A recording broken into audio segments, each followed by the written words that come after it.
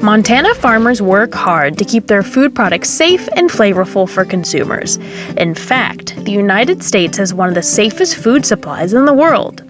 But outbreaks of foodborne illnesses caused by salmonella, listeria, and other bacterial pathogens prompted lawmakers to improve food safety standards. In 2010, the U.S. Congress passed the Food Safety Modernization Act, or FSMA, to help reduce foodborne illness outbreaks. President Obama signed it into law in 2011, and it was placed under the authority of the Food and Drug Administration. In 2015, the FDA finalized the rules for FSMA. Montana must implement these food safety rules. There are 9 major rules of FSMA. In Montana, one rule especially affects our produce growers. This is the Produce Safety Rule. The goal of this rule is to keep Montana produce safe for consumers. The practices within the rule are good standards for all farms to implement, regardless of size and sales. However, not all farms are legally subject to the rule. So, every farmer wants to know, is my farm subject to the rule?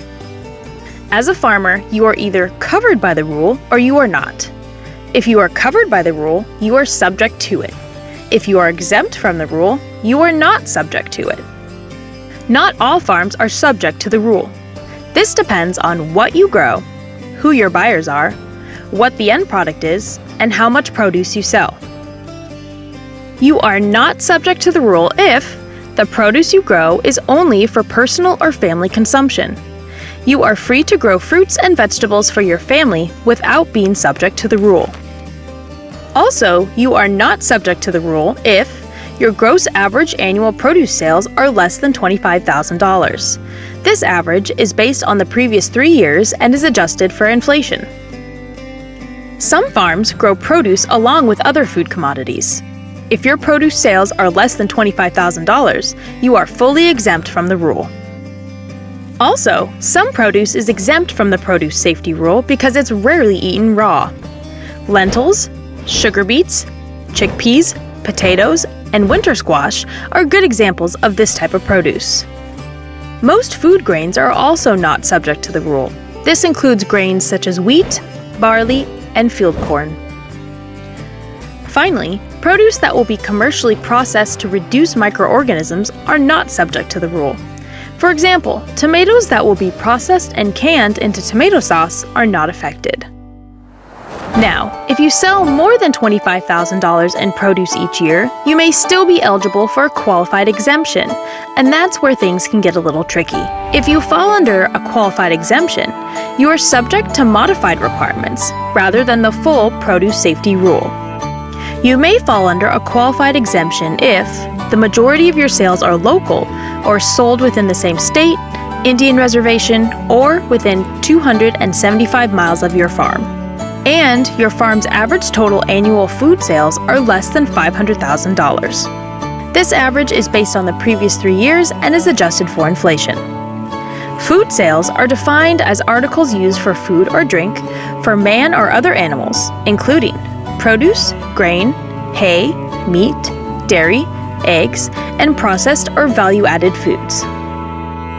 You must answer yes to both these points in order to be eligible for a qualified exemption. In Montana, we have distributors who may purchase your produce locally, but then they sell your produce to consumers in other states. These distributors are not considered a local market, and they do not meet the requirements of the qualified exemption parameters, which means that farms selling to these types of distributors would not be considered qualified exempt farms. Farms that meet the qualified exemption requirements must keep records showing their eligibility each year. They must also include the farm name and address either on a label, sign, invoice, or at the point of sale. We understand that this rule is a bit confusing, and we want to help you successfully navigate it. The Montana Department of Agriculture has an interactive tool on their produce safety webpage to help you determine if the produce safety rule applies to your farm, and allows you to submit an application for an exemption or qualified exemption. Simply complete and submit the Farm Status Determination form, and you will receive a response from our staff confirming your produce safety rule status. We want you to be successful. Attending a grower training is the next step in fully understanding this rule and becoming compliant. Check our website for upcoming trainings. If at any time you're unsure whether or not your farm is subject to the rule, please contact the Produce Safety Program of the Montana Department of Agriculture. We have tools and guidance available for you. We also have materials that can help you during the next steps if you are subject to the produce safety rule.